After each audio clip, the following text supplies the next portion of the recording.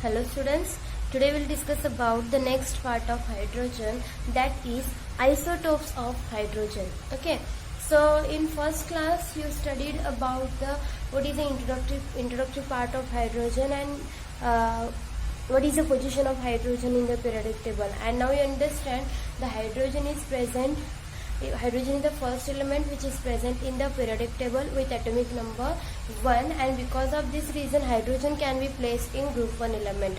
Now the next part of the hydrogen will be the isotopes of hydrogen. Isotopes of hydrogen. It means what? Hydrogen can be present in the different forms. Hydrogen can be present in the different forms. There are 3 isotopes of hydrogen. First will be the protium, TiUm, protium. Second will be the deuterium.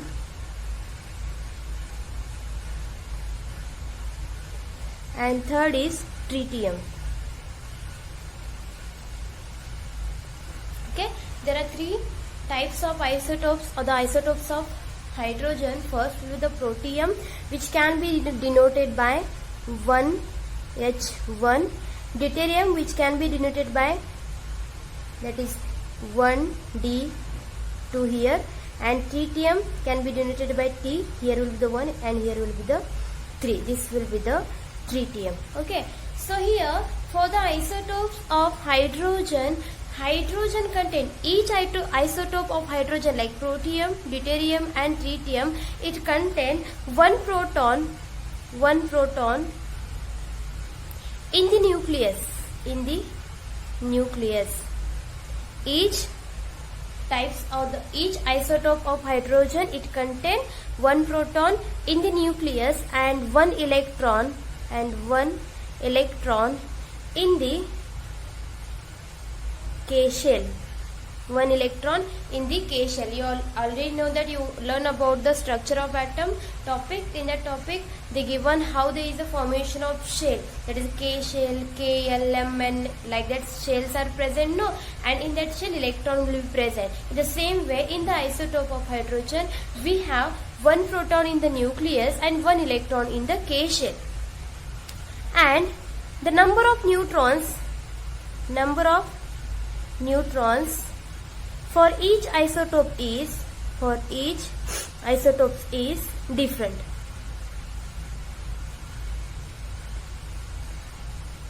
Okay, always remember why we can divide this isotope of hydrogen, because each isotope having one proton in the nucleus and one electron in the K shell, but number of neutron for each isotope will be different. How we can study that? First we'll discuss about the protium, then we'll discuss about the deuterium, and last we'll discuss about the tritium. So first, that is a protium. Protium, which is denoted by 1H1. It is denoted by 1H1. It has this here 1. It has one proton in the nucleus and one electron in the K shell. So protium, it has one proton in the nucleus and one electron in the K shell with atomic number 1, with atomic mass 1.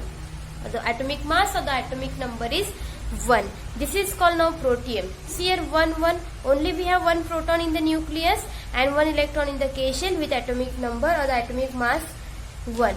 This protium doesn't have any neutron. Protium doesn't have any neutron. It doesn't have any neutron. Remember, there is an absence of neutron in case of protium. In case of deuterium and tritium, there are presence of neutron, but in case of protium, there is no presence of neutron. So we can say that protium doesn't have any neutron, and it is commonly form of hydrogen. It is a commonly this protium form of hydrogen is present up to the 99.98% of the total hydrogen. How much amount of this protium hydrogen is present? Up to 99.98% of the total hydrogen, the protium will be present. The structure of protium will be, I don't know, here one proton is present at the nucleus, so nucleus is at the center, so this is one proton which is present in the nucleus, and surrounding we have K shell, and K shell contain one electron, that is K shell contain one electron. This is about your protium. What you should remember? The isotope, that there are three types of isotope of hydrogen: protium, deuterium, tritium. In this case, each isotope having one proton and one electron in their K shell, but number of neutrons will be different. So in case of protium, it has only one proton in the nucleus and one electron in the K shell, it doesn't have any neutron, and up to 99.98% of total hydrogen will be present. Means it is the most common form of hydrogen which is present in up to extent of the 99.98% of the total hydrogen. Now next isotope will be the deuterium. Deuterium, which is denoted by D12. D12. Okay. So now common, it also has one proton and one neutron. Now remember, here we have two number. No, here in case of protium we have only one here. So one, that is a proton at the nucleus. Here already one proton, we have one more. Means we have here total two. 1 plus 1. Here one proton and one with the neutron. So it has one proton and one neutron in the nucleus. And this one is remaining now. And this one we call, and one electron in the K shell. So we can denote it like this also. At the nucleus we have one proton and the one neutron. So P and one neutron in the nucleus, and surround we have K shell, and in K shell we have one electron. This is your deuterium. It is denoted by like this also, or it is denoted by like this also. Because it is isotope of hydrogen, if I remove this D and if I add here H, it is also okay, because here also we have one proton and one neutron in the nucleus and one electron which is present in the K shell. This is about deuterium, and this deuterium is called heavy hydrogen. It is called heavy hydrogen. It is called heavy hydrogen, and it can be present up to the extent of 0.016% of the total hydrogen. What you should remember for the deuterium? Deuterium, it has one proton and one neutron in the nucleus and one electron in the K shell. Commonly, electron will be present in K shell in each isotope, and center we have one proton, but number of neutron is different. Protium doesn't have neutron, deuterium it has only one neutron, and this is called heavy hydrogen. Deuterium is also called what? Heavy hydrogen. Now next will be discussed, that will be the last isotope of the hydrogen, tritium. Now this tritium we can denote it by like this also, and we can remove this T and we can add here hydrogen also. This is denoted by this like this also, or like this also. In case of tritium also, see here 3 means, now commonly one is already proton. How much remaining now? 2 is remaining, that 2 will be the neutron, and this 1 will be the electron. Okay, so in case of tritium, it has one proton and remaining what? 2 neutron in the nucleus, and 1 electron in the K shell. This is called your tritium with atomic mass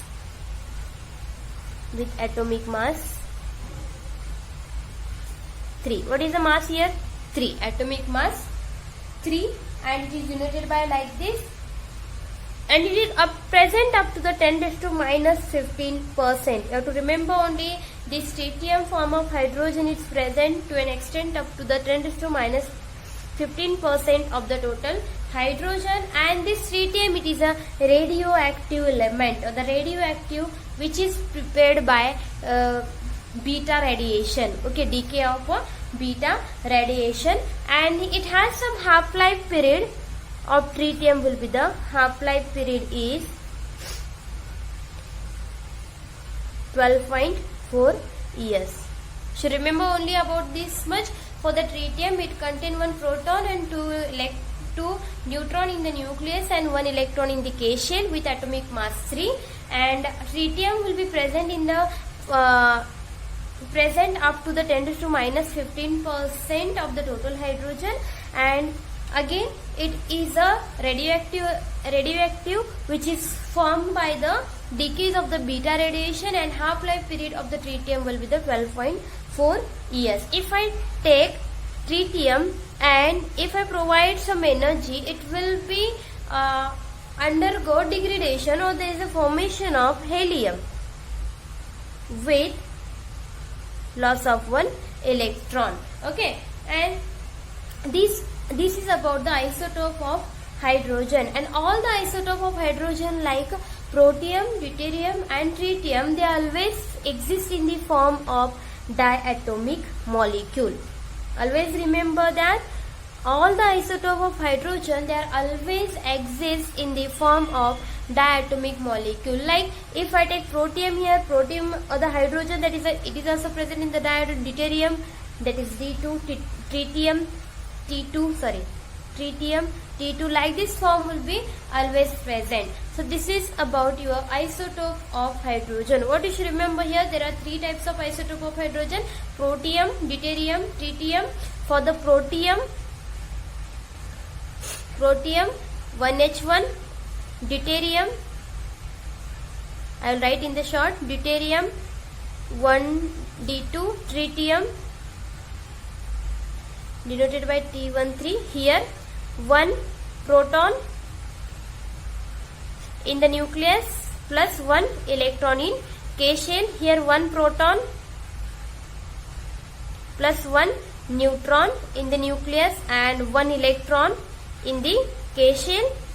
Here 1 proton plus how many neutron now? 2 neutron in the nucleus and 1 electron in K shell. This is about your isotope of hydrogen. The protium will be present in the environment up to the 99.98%, and this is 0.016%, and tritium 10 raised to minus 15%. It is half-life period will be the 12.4 year, and these are denoted by like this sign. So this is about your isotope of hydrogen. Now we'll discuss the next part of hydrogen, that will be the hydrides. Remember, for the hydrogen there are different chemical reaction or different physical chemical properties along with uses of hydrogen, but according to your reduced syllabus, the types of reactions and the uses of hydrogen, all part is deleted, so I will not take that part because it is already deleted portion. And the next part for the hydrogen will be the hydrides now.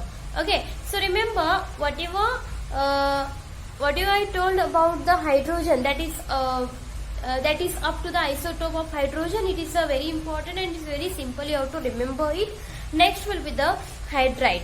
Okay, next, that is hydrides. Now the question is arise, what is mean by this hydride? The question is arise, what is mean by this hydride? Remember your dihydrogen like H2. H2 is called dihydrogen now because it is exists in the diatomic form. Now dihydrogen, this hydrogen is Under certain condition, it will be combined with almost all elements. Okay, dihydrogen under certain conditions it can be combined. It can be combined means it can be mixed. Okay, it can be combined with all type of elements except noble gas. Except noble gas, there is a formation of a binary compound. There is a formation of what? Binary compound, and that compound we call hydrides. Now what I told here, this is your dihydrogen. Dihydrogen under certain condition means under certain condition. Condition some condition can be provided means at particular temperature, at particular pressure, or if I provide some heat. This dihydrogen can be combined with all type of elements. All type of elements. It can be combined with all type of element except what? Except noble gas. Except noble gas. There is a formation of a binary compound. There is a formation of binary compound, and that binary compound we call hydride. That binary compound we call hydride. Okay, what you should remember? Dihydrogen under certain condition combined with all type of element except noble gas, formation of binary compound, and that binary compound we call hydride. And this hydride can be denoted by EHX. It can be denoted by EHX. This E means element. H means your hydrogen, and X is equal to number of hydrogen. Okay, you have to remember here, E is element, H is your hydrogen, and X is equal to number of hydrogen. Now, for example, if I take here MgH2, magnesium hydride. Mg means your element, that is a E, hydrogen, and number of hydrogen is 2. This is your hydride form. Okay. Now, this hydride again it can be classified into the 4 classes. So, now we'll discuss about the classification of hydride. Classification of hydride. Classification of hydrides. So hydride can be classified into the 4 class. First will be the ionic hydride. Ionic hydride. Ionic hydride also called saline hydride or salt-like hydride.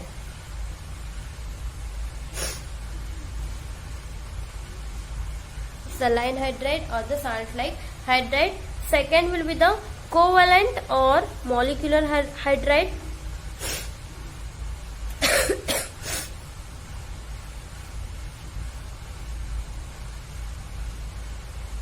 Covalent or the molecular hydride. Third is metallic hydride.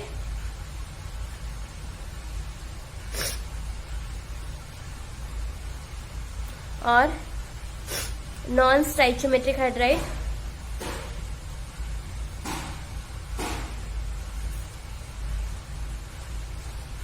And last is a complex hydride.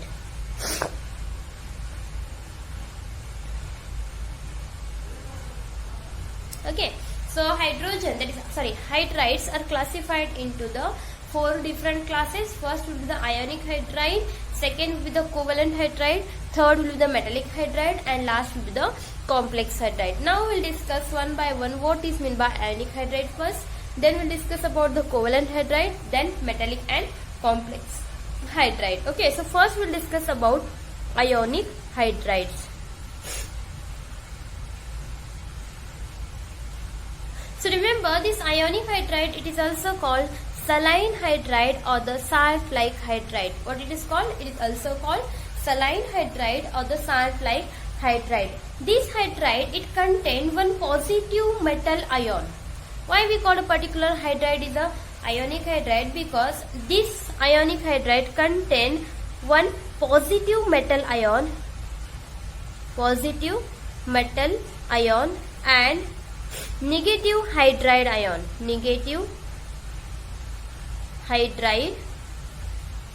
ion, For example, if I take sodium hydride, okay, so you know that sodium hydrogen is for each compound it contains +1 charge, but when it combined with alkali metal it acquires -1 charge. I already told in case of redox reaction. So Na is having +1 and hydrogen is having here -1. So positive metal ion, it contain what? Hydride. Ionic hydride contain positive metal ion. So metal is your positive metal ion, and negative hydride ion. This is called ionic hydride. Okay, so it is a mixture of metal and your hydrogen. Metal and hydrogen. When both are combined together, formation of your ionic hydride. Both are combined together, there is a formation of what? There is a formation of a ionic hydride. Okay. So ionic hydride is nothing but what? It contains positive metal ion and negative hydride ion. It is called ionic hydride, also called saline hydride. Example: sodium hydride, calcium hydride, CaH2.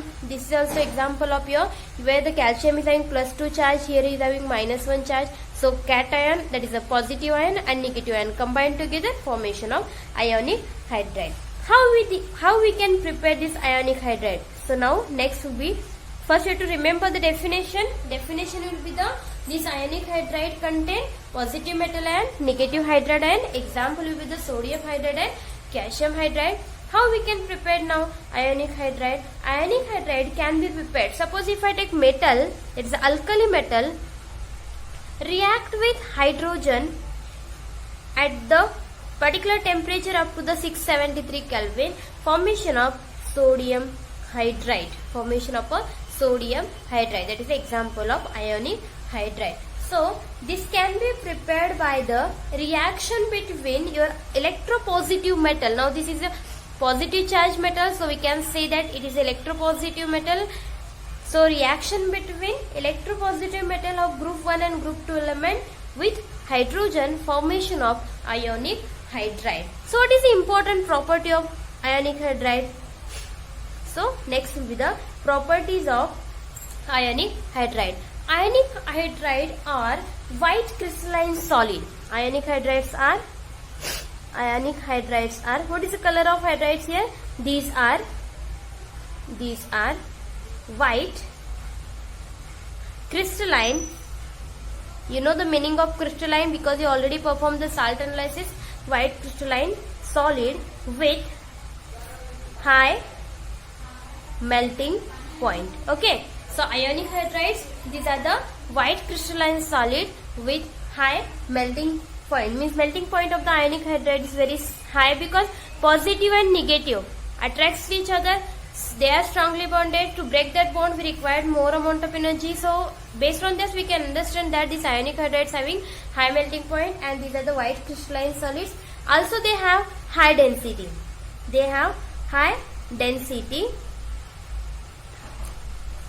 Corresponding metal.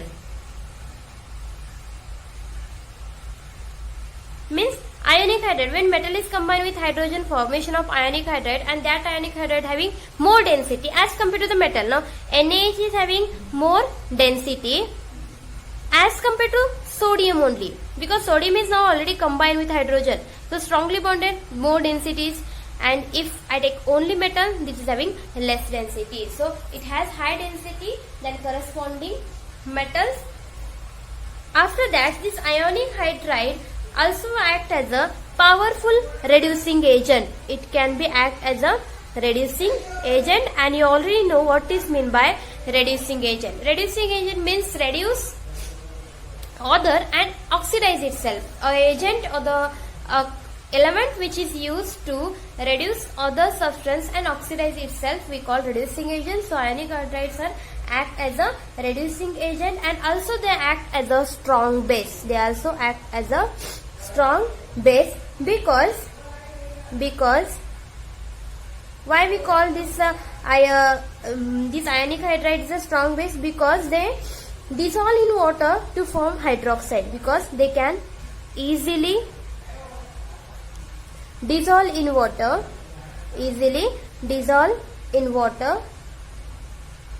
to form hydroxide and hydrogen gas. Hydroxide and hydrogen gas. I will write that reaction, you will understand that. Now if I take here Sodium hydride, that is the ionic hydride, act as a strong base. Why it acts as a strong base? Because it can be easily, now this is your ionic hydride, it can be easily dissolved into the water. If I combine with water, or if I add here water, this hydride can be easily dissolved into the water and formation of your base, strong base. That is sodium hydroxide is a base with hydrogen gas, evolution of hydrogen gas. This is about your ionic hydride. Next we'll learn about what are the uses, why we can study this ionic hydride. The first will be it acts as a reducing agent, or it can be used as a reducing agent. Next, it is used as a solid fuel. Ionic hydride, it is used as a solid fuel because the hydrogen can be loses by heating, it burns spontaneously. It means what here? Why it acts as a solid fuel? Because loss of hydrogen. Okay, loss of hydrogen when something is burned. Suppose if I burn something, what will happen? Hydrogen can be easily loose in the form of dihydrogen gas. Okay, and it can be burned spontaneously, means they can be continuously burning. So because of this reason, it can be used as a solid fuel. Also, it can be used as a reducing agent. This is about your ionic hydride. What you should remember? First, you have to remember what is by ionic hydride. These are it contain positive metal ion and negative hydride ion called ionic hydride. Example, sodium hydride. Then how we can prepare? When your alkali metals are react with hydrogen at 673 Kelvin, formation of ionic hydride.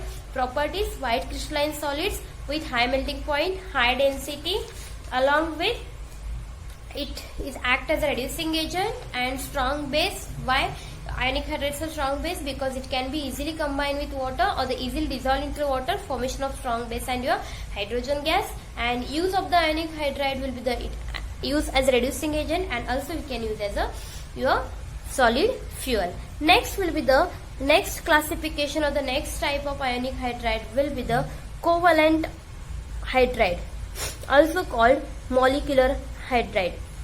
Covalent or the molecular hydride. Covalent or molecular hydride. Okay. Now, what is meant by here covalent hydride?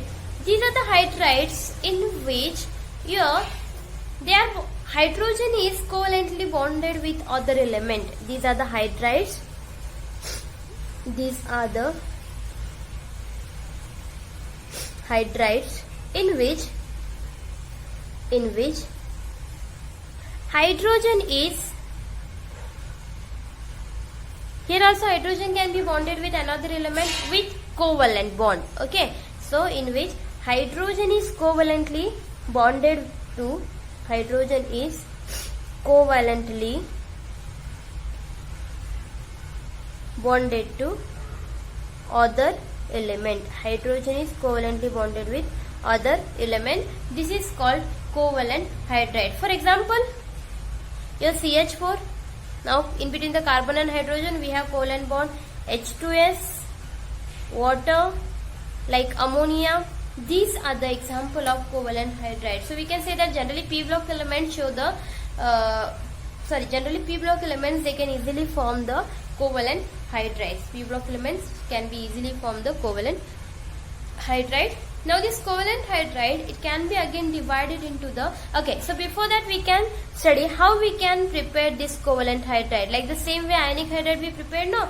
Like the same way the covalent or the molecular hydride also prepared by using your p block element. Like example, nitrogen gas when it react with hydrogen at 673 Kelvin up to the 200 atmospheric pressure in presence of iron and molybdenum as a catalyst, there is a formation of there is a formation of your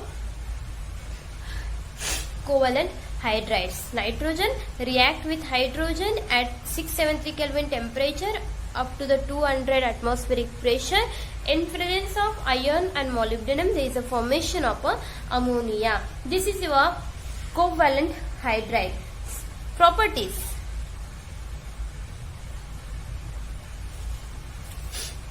Covalent hydrides are present in the gaseous state. Okay, so they are gas. Covalent hydrides. Covalent hydrides are gas or sometime it may be present in solid state, or sometime it may be present in volatile state. Now volatile means you already know that you've seen nail removal. Okay, nail removal, if I keep that bottle is open, what will happen? That liquid will be evaporate. Okay, so evaporating solvent we call volatile solvent. Now these covalent hydrides can be present in the form of gaseous state, solid state, or the volatile state with low melting point, as well as low boiling point. Okay, what is my melting point, boiling point? You already know that it can be present with low melting point as well as low boiling point. In case of ionic hydrides are having high melting point, where the covalent hydrides are having low melting point. And this covalent hydride does not conduct electricity, or we can say that do not conduct. Covalent molecular hydrides do not conduct electricity. Why they do not conduct electricity? Because they cannot provide ions. They cannot provide ions. Suppose if I take here CH4, okay, we can't write here C plus and H minus directly. There is no formation of these ions. So no formation of ions means it doesn't conduct any electricity. Suppose if in case of ionic hydride, if I take NaCl, Na plus and Cl minus, we can separate no formation of Na positive and Cl minus. In that case, that can be conduct electricity. But it is example of your ionic hydride. In case of covalent hydride, there is no formation of ions. No ions, no conduction of electricity. So remember, the covalent hydride doesn't conduct electricity because it do not form ions. Okay, so this is about your covalent hydrides. And these covalent hydrides, again, it can be divided into the three types. And what is the use of this covalent hydride? Again, it also act as a reducing agent. And remember, example will be the B4H10. This is also example of your covalent hydride, act as a reducing agent. Okay, now we'll discuss about the different types of covalent hydride. First will be the electron deficient hydride. It is not much important. I will tell like directly. Electron deficient hydride. Second, electron rich hydride.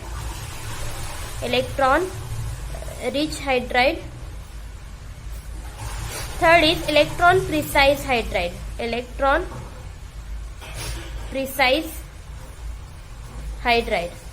Total covalent hydrides are divided into three types. First will be the electron deficient hydride, electron rich hydride, and electron precise hydride. Here only I will tell what is my electron deficient hydride. Electron deficient hydride is deficient means less electron. Deficient means what?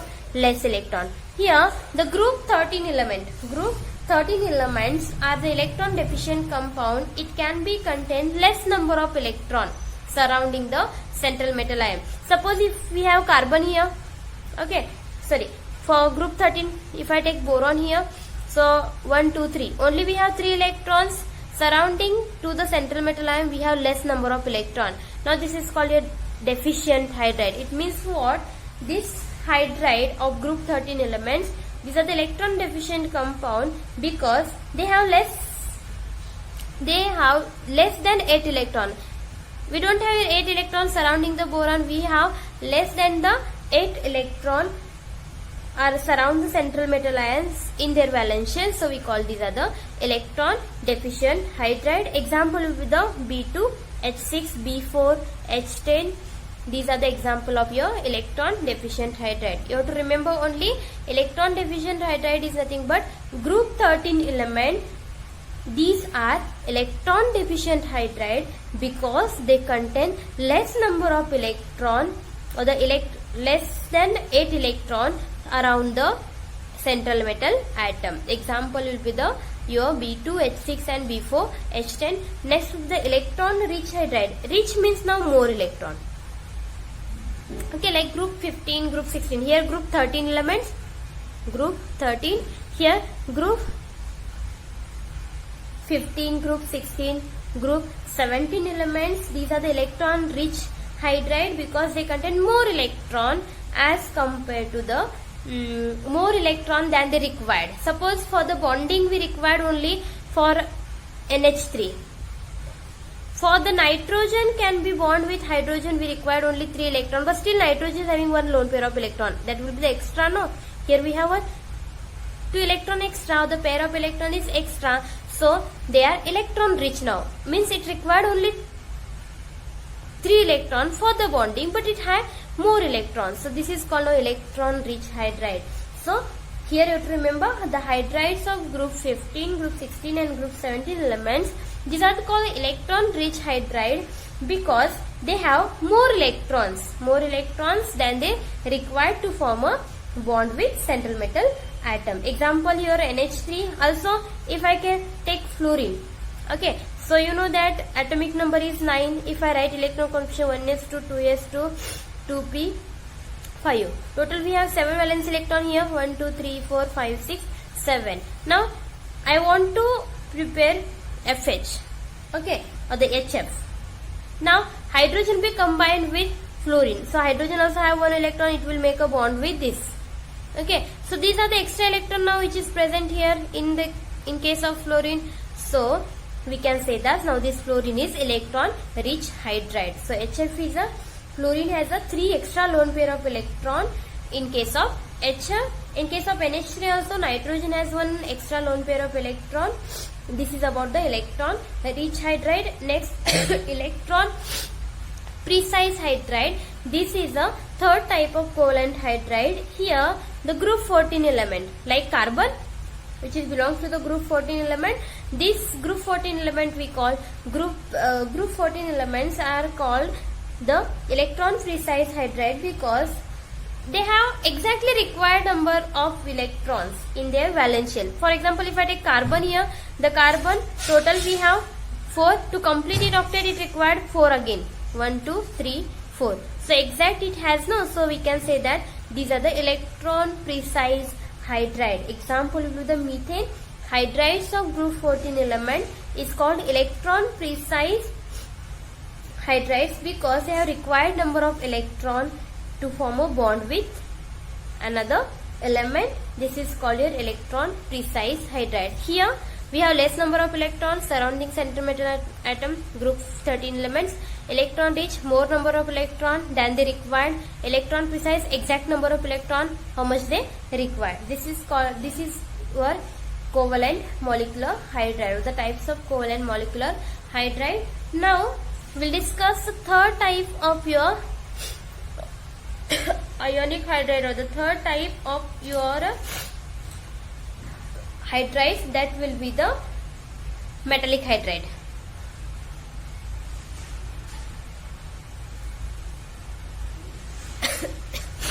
This metallic hydride, it is also called non-stoichiometric hydride. Non-stoichiometric hydride. Remember, this metallic hydride also called non-stoichiometric hydride or also called interstitial hydride. I will tell what is meant by this non-stoichiometric hydride. Okay. Here, how the metallic hydride can be formed? This metallic hydride can be formed by using D block element, like D block element. D block element is also called what? Transition element.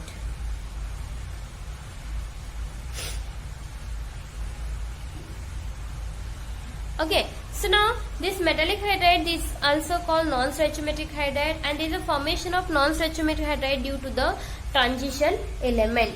Okay, here suppose I have one box here and already we have D block element like scandium, vanadium, titanium, palladium. These are the D block elements which is already present here. These elements are present like this, titanium, already it is fixed position. So here introduction of small hydrogen, a small hydrogen can be occupy the interstitial space between the two metal atom. Now these are the metals. Here we can introduce one hydrogen at the middle. Here also we can introduce one hydrogen. Here also we can introduce one hydrogen. Means at the empty or at the middle interstitial means in between these two metal there is a presence of a hydrogen. In between these two metals there is the presence of a hydrogen. So we can say that a small hydrogen atom, it can be occupy the interspatial space in between the metal atoms in their crystal. Now this is a crystal lattice which is made by titanium atom. Example will be the titanium hydride, nickel hydride, palladium hydride. These are the example of your metallic hydride.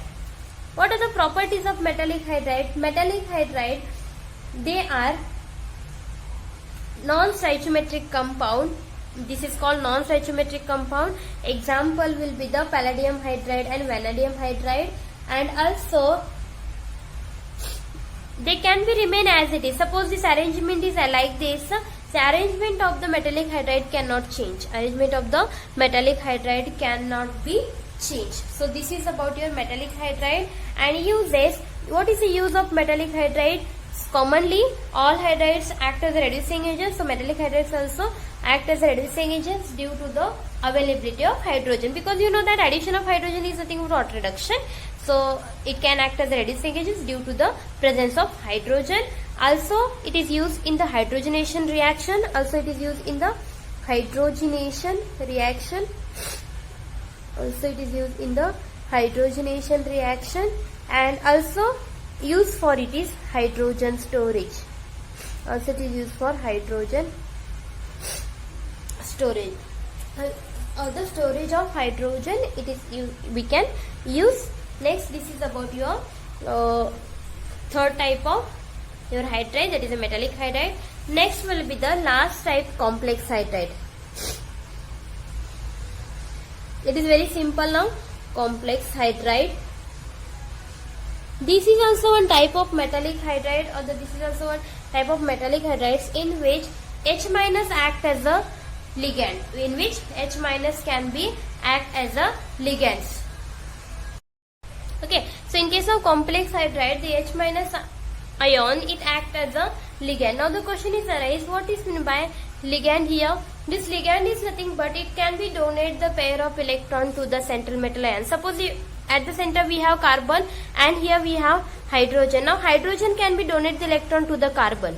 Okay, so this H minus act as a, it is donating electron means act as a what? Ligand, and it is accepting means it is taking the electron, so it acts as a central metal ion to form a coordinate bond. In between this carbon and hydrogen there is a formation of bond, and this bond is called coordinate bond. So remember, for the complex hydride, this is in which hydrogen is act as a ligand, and hydrogen is act as a ligand to form a covalent bond, or to form a coordinate bond with the metal ion. Suppose if I take copper here and here we taken here carbonyl as a ligand. Now this carbonyl can donate the electron to the copper. So because of this reason, it is donating means act as a ligand here, and it is accepting the electron act here central metal atom. So in between this copper and carbonyl group there is a formation of new bond, and this bond we call coordinate bond, and this is called now complex hydride. This complex hydride example will be the lithium aluminium hydride, LiAlH4, lithium aluminium hydride.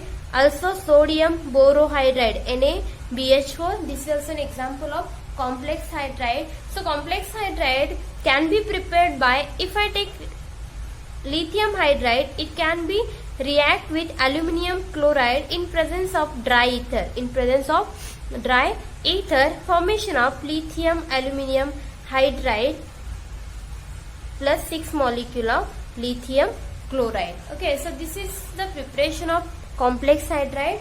Lithium hydride can be react with aluminum chloride in presence of dry ether, formation of lithium aluminium hydride and your 6 molecules of lithium chloride. And use of the complex hydride, again same, it is also used as a reducing agent in case of organic synthesis. This is about the hydrides. So next point will be the dihydrogen as fuel. It is very important and very easy concept. Dihydrogen as fuel. You know that the hydrogen we can use as a fuel. Why the hydrogen we can use as a fuel? Because hydrogen is the lightest element. Doesn't have more weight here. So it is the lightest element. Very light, no it is. lightest element. So because of the lightest element, it can be released more amount of heat on combustion. Because of the lightest element, it can release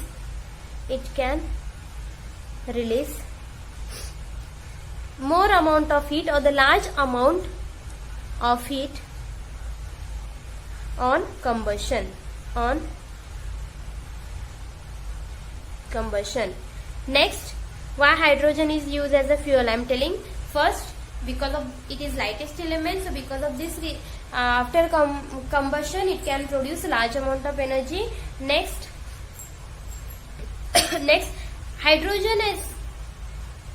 hydrogen does not produce any harmful gases. Okay, it does not produce when hydrogen is undergo combustion, no, it does not produce harmful gases like sulfur dioxide, that is SO2, nitrogen dioxide and CO2. So because of this reason also we can use as the fuel. Again, water is the only one compound formed when hydrogen is burnt into the air. When hydrogen can be react with oxygen, it means what? Hydrogen can be burned with oxygen, formation of H2O, formation of water. This, because of this formation of water only, we don't have any problem. So because of this we can say that dihydrogen is act as a fuel. First reason, it is the lightest element, it can be released more amount of energy on the combustion. After that, does not produce any harmful gases like sulfur dioxide, nitrogen oxide and carbon dioxide. Again, it can be form water only when it combined with or when it burn with air, that is oxygen. And what is the dihydrogen as fuel? What is the application here? Application, about the 5% hydrogen can be mixed in the CNG or gases. CNG gas, again it is used in automobiles. Dihydrogen as fuel, it is also used in auto rickshaws, automobiles, and also it can be used as a source of energy in case of spacecraft. It can be used as a source of energy in case of spacecraft. First is it can be 5% of dihydrogen used in CNG. Also it is used in auto rickshaws, cars. Also it is used as a hydrogen and oxygen. That is for example fuel cell. You learn fuel cell in 10th class. So fuel cell, it contain what? Hydrogen and it contain oxygen, which can be used in spacecraft. This is about the dihydrogen as a fuel. I hope you understand today's class. If any doubts, you can ask me. Thank you.